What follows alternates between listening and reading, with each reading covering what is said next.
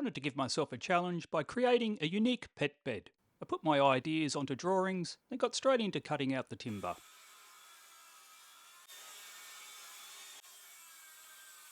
The base of the bed with its curves needs to be very precise. I made this accurate router template which helped the rest of the project to flow smoothly. I tacked the template onto the rough cut plywood, then ran around it with a flush trim bit. I cut out some 3mm plywood strips. These will get glued together, then wrapped over a jig that I made. This will form a solid curved shape. I clamped it and screwed it to the frame, leaving it to dry for a few days. Trimmed the panels to their finished size, then marked out all my vertical flutes.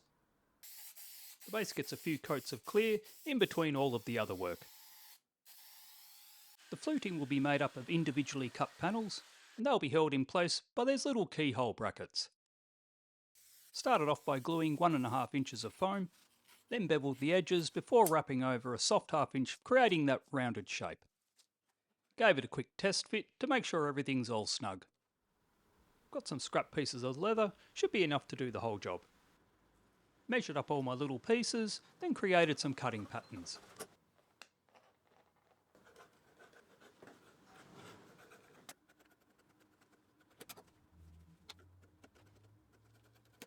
All cut and ready to be sewn.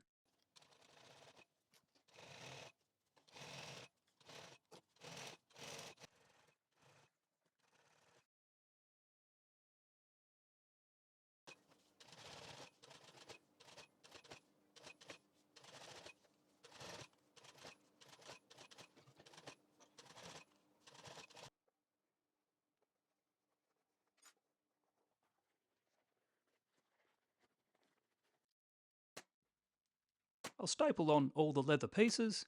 The leather's quite thick and bulky at the seams, so I'll get the scissors and trim it all out to get a neat fit when it's all put together.